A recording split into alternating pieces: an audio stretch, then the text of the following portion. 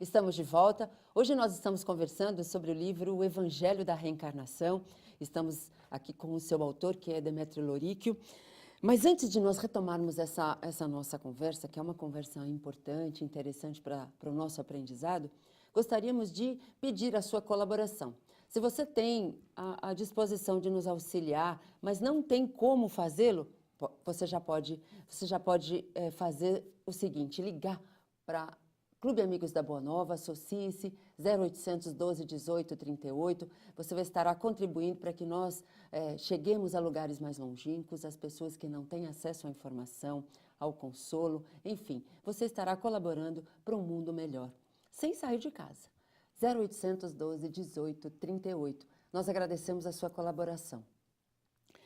Bom, Demétrio, quando a gente fala do Evangelho da Reencarnação, e a gente fala da Bíblia junto, a Bíblia fala em ressurreição, né? E a doutrina espírita fala em reencarnação. Poderíamos dizer que é a mesma coisa? Qual que é a diferença entre uma e outra? O porquê da Bíblia usar a ressurreição ao invés de reencarnação? Muito bem. É só nós retornarmos ao tempo, na história do tempo, nós vemos que a Bíblia teve um princípio, mas aproximadamente há 6.000 anos atrás. Tempo de Abraão, tempo de Moisés, é um princípio.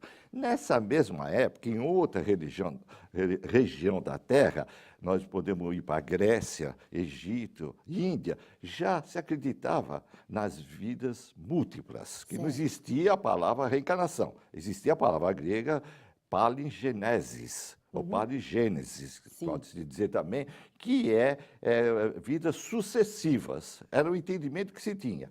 E propagou, a Bíblia cresceu, uniu-se vários livros, tudo, usava essa palavra ressurreição naquela época. Uma palavra da época, tem que se respeitar as palavras e a cultura da época. E quando se chegou na época de Jesus, também tinha essa palavra ressurreição, que veio dentro da Bíblia, e se entendia que a palavra ressurreição, por várias passagens de Jesus, que era vidas sucessivas. Certo. É uma passagem simples. Jesus pergunta para os discípulos, que dizem quem eu sou? Ora, ele era o Jesus que estava lá. Por que ele perguntou? Porque sabe que tinha vidas sucessivas, né? Certo. E um discípulo falou, não, uns dizem que é um profeta, outros dizem que é Elias, né? E aí o Pedro, através da mediunidade, não, tu é o Cristo de Deus, né? Então, Jesus elogiou ele porque não foi nem a carne nem o sangue que divulgou isso, mas foi o Espírito de Deus, né? Certo. Que é a inspiração, que é a mediunidade. Muito bem. E na pesquisa que eu fiz de mais de 30 anos da Bíblia minha, eu mostro inúmeras passagens que, quando fala em ressurreição, está falando de reencarnação. Claramente, ou seja, expressamente está escrito isso aí. Agora, não entende quem não quer. O pior cego é aquele que não quer enxergar. Pois é. Exatamente. Exato. Mas está bem claro e não tem o que se discutir. E a doutrina veio hoje trazer cientificamente. Para ser ciência, o que se traz de novo tem que ter palavras novas. Então, Kardec trouxe reencarnação, perispírito, para falar o corpo espiritual, erraticidade, plano espiritual, não muito alto, que ainda dos espíritos que dependem de reencarnar novamente. E isso tudo mostra que é uma ciência experimental, que faz essas consultas, que é muito importante, que é o começo de qualquer ciência, é o método que o Kardec trouxe. Muitos falam, mas às vezes você usa a expressão kardecismo. Sim, eu uso o kardecismo às vezes, porque no meio da ciência não pode falar doutrina espírita, não pode falar igreja católica, está falando de religião. E a ciência não fala de religião, fala de coisas que comprova materialmente. Então, quando se fala kardecismo, estamos falando do cientista que é Kardec. Certo. Essa diferença. Porque a doutrina é uma ciência. Exatamente. Então, temos que olhar as palavras. Bom, ressurreição, vamos pegar as palavras, como nós falamos nesse instante. Vamos pegar a palavra ressurreição. Está falando que está ressurgindo. Né? Em português, suscitar é uma palavra que fala surgir. Suscitou, surgiu tal coisa, suscitou.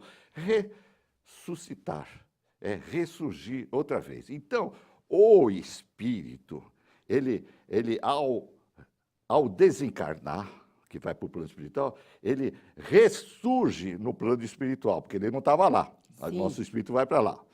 Ao contrário, quando ele vai reencarnar, ele ressurge no corpo da mãe, na gestação. Tá certo? Então, é essa a expressão. Agora, a igreja usa até hoje, infelizmente, ressurreição da carne. Da carne. Olha só, em latim é ressuscitare incarnum. In latim, para o português é na, não tem nada de da, é na. Então, ressurreição na carne. Isso é um espírito que vem do plano espiritual, ressurge na carne aqui, com outro corpo. Numa outra carne, não naquela que Não, naquela que morreu. carne não, uma carne nova, no bebezinho bonito, tudo. Então, é tão claro. E a ciência admite isso aí, que hoje em dia os teólogos da igreja estão se sentindo apertados, porque até a própria ciência e a psicologia está comprovando que existem várias vidas. Não dá para negar, Não né? dá para negar. Tem que aceitar essa situação. Isso. Né? Nós queremos que aceitem isso, não para falar que a doutrina espírita está certa, não. É porque é uma necessidade para a humanidade, para se ganhar mais responsabilidade e nós melhorarmos a nossa situação moral e ética aqui na Terra. Certo. Então, ressurreição e reencarnação tem só a única relação que tem é que quem ressuscita é porque está reencarnando numa nova carne. Uma nova carne, exatamente. É claríssimo esse ensinamento. E dentro da Bíblia, em vários livros, passagens, centenas de passagens que eu dou nesse livro, comprovando isso aí, que os profetas falavam a respeito de vida sucessiva. E nós tivemos o grande Orígenes. O grande Orígenes foi o pai da igreja no Oriente, foi um dos teólogos da igreja católica do Oriente e foi o maior defensor das vidas sucessivas. E hoje nem se fala nele. Pois é, mas vamos falar um pouquinho dele ainda no próximo bloco. Nós vamos a um breve intervalo e já voltamos.